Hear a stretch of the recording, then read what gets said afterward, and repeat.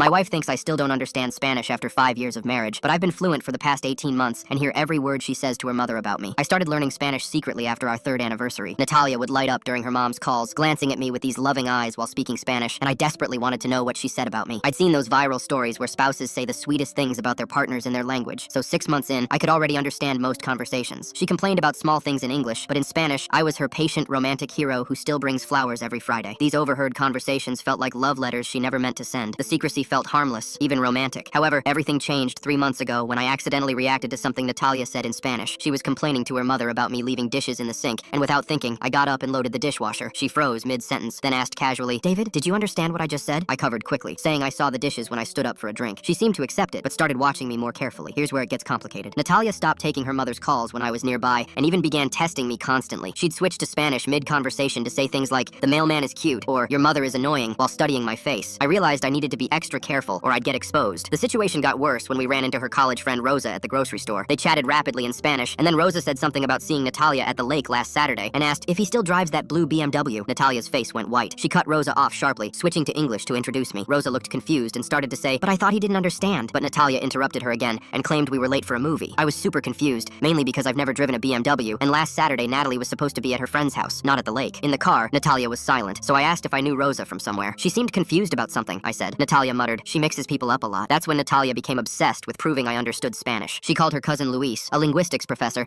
asking about tips on how to catch me in the act. She even documented my reactions in a notebook, studying me for micro-expressions. "Are you sure you don't understand Spanish?" she'd ask me, and I'd have to do my best to keep a poker face while saying no. The pressure is building because I'm cracking. Last week, I almost responded when she told her mother I had food in my teeth. The Rosa encounter keeps bothering me too. Who drives a blue BMW? Why was Natalia at a lake? Things escalated when Natalia told her mother she needs concrete proof before the 15th. She's been leaving voice recorders around the house, playing Spanish news at full volume during breakfast, even pretending to have emergencies in Spanish. Yesterday, she told her mother the house was on fire, watching my every muscle. The worst part happened this morning. Natalia left her phone on the counter while showering, and I saw a text pop up in Spanish. "Can't wait for this weekend. 5 years was too long. I love you." My blood went cold. When Natalia came downstairs, she saw me looking at her phone and her face went white. She froze in the doorway, and I could see her calculating, thinking about how she could get out of this. That's when I picked up the phone and handed it to her with a confused look. "Your phone keeps buzzing," I said. "Is everything okay?" She stared at me for the longest 10 seconds of my life, searching my face. I kept my expression blank, slightly annoyed even, like I was waiting for my morning coffee. The relief that washed over her was immediate. She actually smiled, a real smile, and called her mother right there while I made coffee. "Mama, he definitely doesn't understand Spanish. The messages were right on the screen and he just handed me the phone. He had no idea what he was looking at." Her mother laughed and said something about being careful. Natalia responded confidently, "I don't have to worry anymore. He's completely clueless." Then she smiled at me and continued speaking. "By the way, I'm finally meeting Diego again this weekend. I'll probably have to tell David that I'm on a girl's trip so he doesn't call." That's when I finally said something. "So, want me to drop your luggage off at Diego's? Or will you? Take an Uber." The look of pure horror on her face was priceless.